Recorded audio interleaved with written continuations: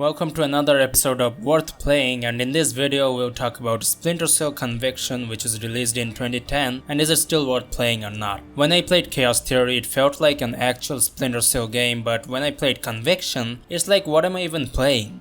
Is it a stealth game, or is it a Splinter Cell game, or just a third-person shooter where the main protagonist is Sam Fisher and we just play through his story? So right off the bat I just wanna say that this game focuses heavily on the story that follows up the event in Double Agent. The majority of Conviction's portion is about Sam's friend telling a story about him, and we just go with the flow. You'll notice a lot of things had changed in the gameplay if you had played the classic Splinter Cell titles like Chaos Theory or Pandora Tomorrow. Splinter Cell Conviction's gameplay may feel okay as a generic third-person shooter, but trust me, it's nowhere near a gameplay style of a Splinter Cell game. You get these linear levels with all the covers scattered around, and you're supposed to play this game by moving from cover to cover, knocking enemies by engaging in hand-to-hand combat and shooting your silenced pistol with the addition of Mark and Execute feature.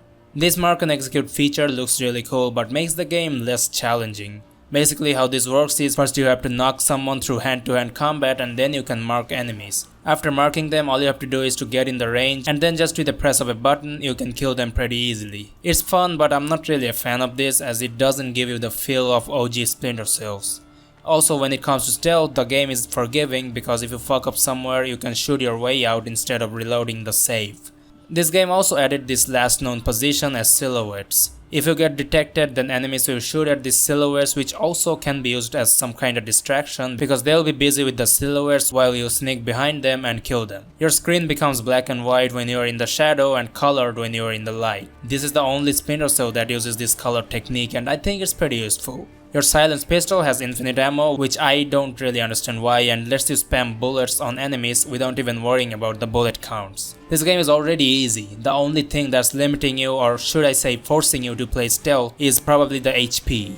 Sam Fisher is really squishy and can only take a few hits before dying. This is a bad way to limit your playstyle. You want more reasons? I'll tell you more. I haven't even started talking about the gadgets. Those are one of the most important things in Conviction. You get this shit ton of gadgets like EMP grenades, flashbangs, frag grenades, portable EMP, remote mine, sticky camera, and most of the time I probably use these gadgets more than even shooting. Like, it's just so fucking easy to just blast some enemies with these sticky cameras and mines.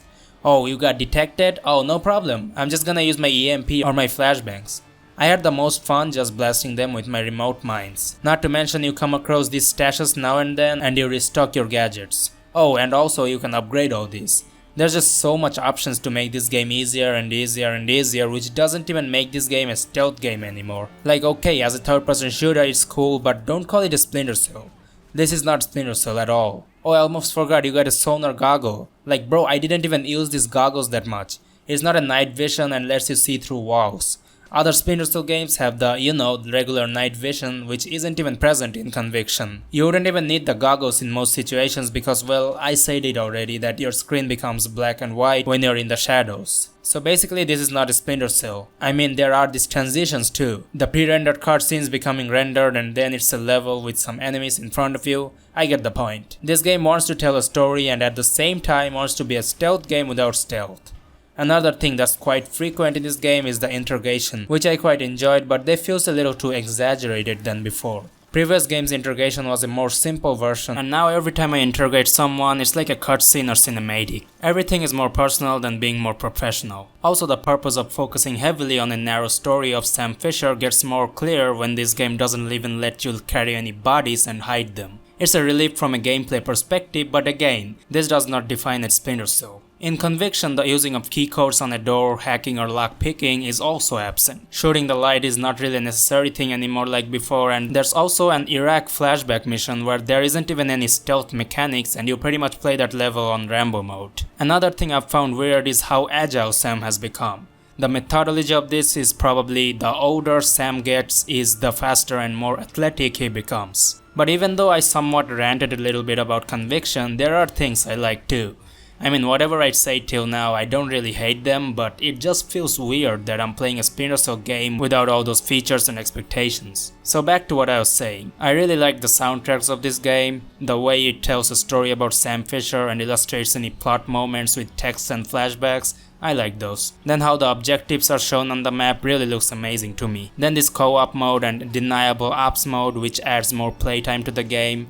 The deniable ops lets you play a map with hostiles where you implement different ways to successfully complete an area. I really like this mode as you don't have any restrictions of the plot moments and can just enjoy the gameplay. Then this rolling feature, this jiggle animation, the remote mine gadget, this level with all these crazy laser traps, I really like them all. Obviously Conviction isn't a good Splinter Cell game, but as an action third-person game where you get to feel like John Wick to some extent is really impressive. If you ask about the ups and downs, I would say Conviction's gameplay is forgiving and pretty easy. It has some good music that goes really well with the game and the ability to upgrade weapons and gadgets, the jiggle animation.